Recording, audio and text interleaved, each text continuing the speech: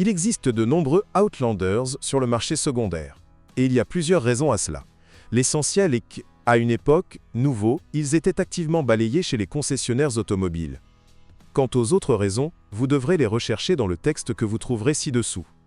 Peu de voitures sont arrivées sur le marché ukrainien au bon moment. Vous pouvez compter sur vos doigts, Logan, Duster, Accent. On peut dire que l'Outlander de 3e génération en fait partie. La tentative de Mitsubishi d'offrir une voiture de qualité suffisamment élevée, durable et peu coûteuse pour sa catégorie, a reçu une réponse amicale de la part des acheteurs. Pourquoi pas? D'apparence audacieuse, pratique, avec un grand intérieur et 2 pédales. De plus, il a les manières d'un SUV et est également équipé de moteurs atmosphériques. Il y avait 2 moteurs. Les 4 essences 2.0, 150 chevaux, et 2.4, 167 chevaux, sont réputés pour leur entraînement par chaîne de distribution fiable et durable. La chaîne est généralement remplacée lorsque le kilométrage dépasse largement 200 000 km. Avec un entretien régulier, le quartet est si fiable que le fabricant ne considère même pas nécessaire de produire des kits de réparation et des composants pour celui-ci. Si quelque chose arrive, les unités sont entièrement remplacées, sans se soucier particulièrement de l'alésage. Les 2 moteurs étaient équipés de CVT Jatco, avec lesquels tout le monde n'a pas réussi à s'entendre. C'est peut-être de là que vient l'abondance des offres? Il y a trop de mais qui surviennent pendant le fonctionnement, et pourtant la ressource du variateur ne dépasse pas 150 000 km, un maximum de 200 000 km si vous avez de la chance avec le conducteur. La réparation d'une CVT chez un concessionnaire peut coûter 4 500 $ ou 1 500 chez un garage. Nouveau? Attendez-vous à partir de 7 000 $.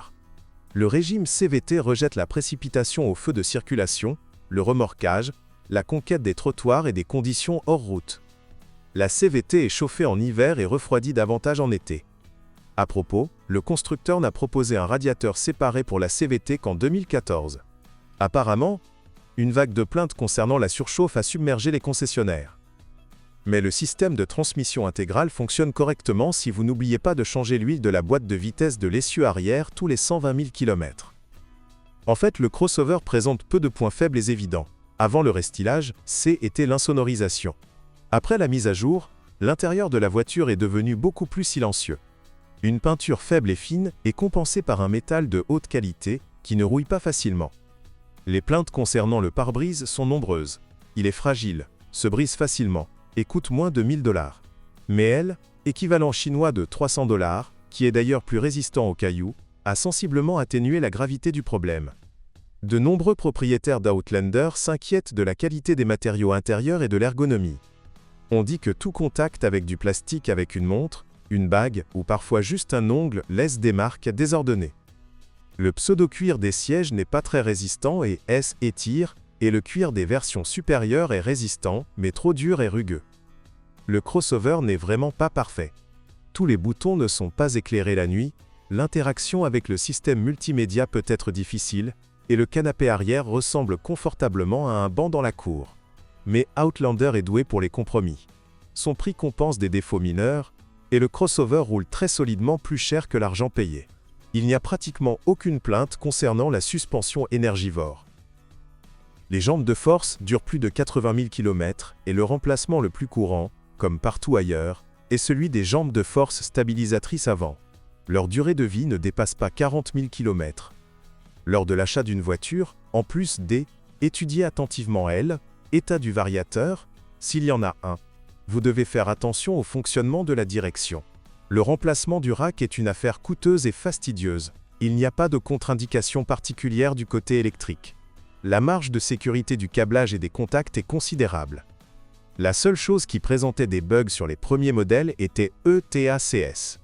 Un petit mais important boîtier appelé Electronic Total Automobile Control System. Les symptômes étaient différents. Soit les feux de croisement s'allumaient spontanément, soit le ventilateur du radiateur. La boîte a ensuite été réparée. Vous pouvez donc prendre. Le premier signe d'un dysfonctionnement de la CVT sera un choc métallique lors de l'accélération. Et à grande vitesse, la voiture fera rugir le moteur en vain. Pour éviter d'avoir à remplacer le variateur, 5000-7000 et pas du tout Arrivnia, nous recommandons de vérifier plus souvent la couleur de l'huile. Une teinte verdâtre signifie que l'huile est encore fraîche. Brown indique que le liquide a été changé il y a longtemps et qu'il est temps de le rafraîchir. La chaîne A4 dure environ 300 000 km et son remplacement est une procédure compliquée dans laquelle vous devez démonter presque tout le moteur. Cela coûtera plus de 1000 $. Les problèmes mineurs incluent la perte des étanchéité du radiateur de refroidissement et le grincement du générateur même sous des charges légères. À propos, les 2-4 digèrent facilement la 92e essence. Les amortisseurs arrière durent jusqu'à 60 000 km, les avant un peu plus longtemps, jusqu'à 80 000 km. Ensuite, comment conduire? D'autres éléments de suspension sont prêts à durer jusqu'à 80 000 à 100 000 km. La durée de vie standard des plaquettes de frein est de 30 à 40 000 km, celle des disques de 60 à 70 000 km. Lors du remplacement des plaquettes, veillez à lubrifier les guides, des étriers, sinon les freins risquent de se bloquer avec le temps. Les éclats et les fissures sur le pare-brise proviennent même d'une petite pierre. Par conséquent, ne pensez même pas à dépasser quelqu'un sur un chemin de terre ou une niveleuse. Le métal sous les éclats sur le corps commence à s'oxyder au bout de 3 à 4 ans, ce qui n'entraîne cependant pas de conséquences graves. Les problèmes liés à l'aérodynamisme de la carrosserie incluent le fait que la boue remplit complètement les vitres latérales de neige fondante, nuisant à la visibilité. La méthode pour éliminer les problèmes de l'unité de commande électrique ETACS est simple. Retirez le fusible de l'unité enragée et rendez-vous dans un centre de service. Sinon, la santé électrique de l'Outlander est dans un ordre relatif. Peut-être que la sensibilité radio de certains éléments et un certain nombre de malentendus avec le système climatique nous ont laissé tomber.